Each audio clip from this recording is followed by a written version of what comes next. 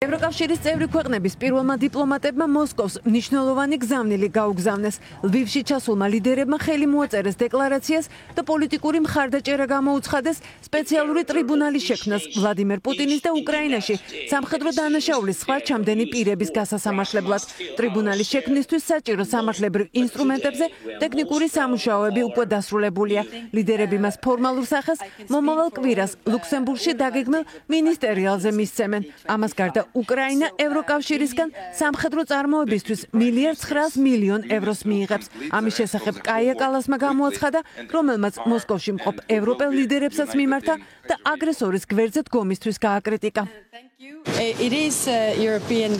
დღეს ვზეიმობთ ევროპის დღეს და ჩვენი აქ ყოფნა სიმბოლურია. ყველა ვინც მხარს უჭერს თავისუფლებას და ევროპულ ღირებულებებს. უნდა ნახონ, რასაც დღეს ჩვენ აქ ვხედავთ.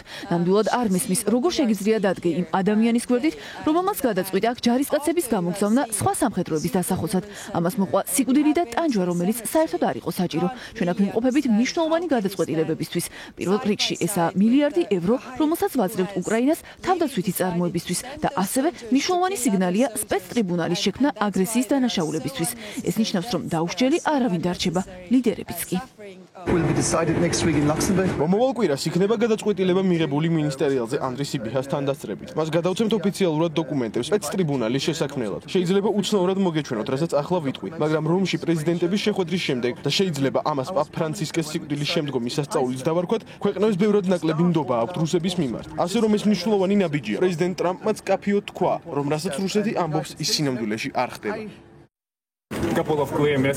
დღეს გვაქვს ორი მნიშვნელოვანი გზავნილი. პირველი, უკრაინა ევროპას ეკუთვნის. ყველაფერს გავაკეთებთ, მხარი დაგიჭიროთ ამ გზაზე და იყოთ ევროკავშირის შემადგენლობაში 2030 წლის 1 იანვრისთვის. მეორე გზავნილია არა მხოლოდ თქვენთვის, არამედ მთელი მსოფლიოსთვის, განსაკუთრებით რუსეთისთვის. ჩვენ პასუხს ვაგებინებთ მას აგრესიის დანაშაულისთვის.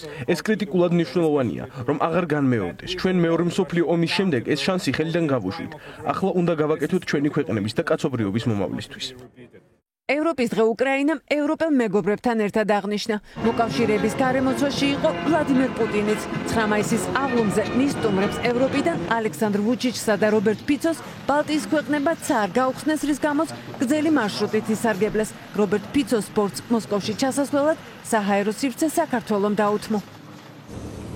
მიწვევის მიუხედავად ბევრი ლიდერი დღეს წითელ მოედანზე არ ყოფილა. მოსკოვში გამგზავრება ბოლო წუთს გადაიფიქრა ილჰამ ალიევმა, თუმცა 30-მდე ლიდერ შორის იმყოფებოდა სომხეთის პრემიერ-მინისტრი ნიკოლ ფაშინიანი, რომელიც აღლუმის დროს ალექსანდრე ლუკაშენკოს გვერდით იჯდა. პუტინის სტუმრები იყვნენ ოკუპირებული აფხაზეთისა და სამხრეთ ოსეთის დე-ფაქტო პრეზიდენტები. ტრიბუნაზე პუტინის უკან იჯდა აფხაზი სეპარატისტი ახრა ავიძბა, რომლის მიერ დაფუძნებული ბატალიონი დღეს დონბასში უკრაინელების წინააღმდეგ იბრძვის. 9 მაისისადმი მიძღვნილ აღლუმში 11,000 ჯარისკაცი მონაწილეობდა. მათ შორის იყო დანაყოფები 13 ქვეყნიდან. წითელ მოედანზე ჩაიარა უკრაინის ომში მონაწილე 1500-მა რუსმა ჯარისკაცმაც. Вся страна, общество, народ поддерживают участников специальной военной операции. მთელი ქვეყანა, საზოგადოება, ერი მხარს უჭერს სპეციალური სამხედრო ოპერაციის მონაწილეებს.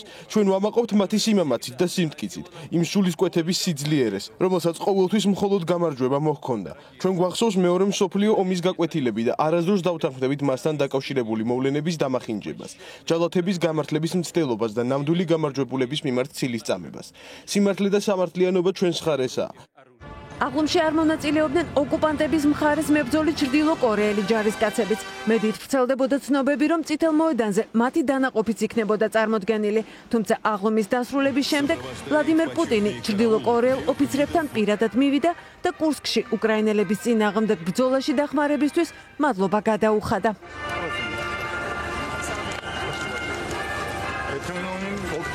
დღევანდელ ღონისძიებებს არ დაესწრო უნგრეთის პრემიერ-მინისტრი ვიქტორ ორბანი, რომელიც ხმაურიან სკანდალში გაეხვია.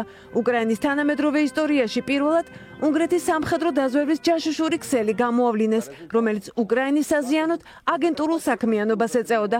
ამის საპასუხოდ ბუდაპეშტში 2 უკრაინელი დიპლომატი პერსონა ნონ გრატად გამოაცხადეს.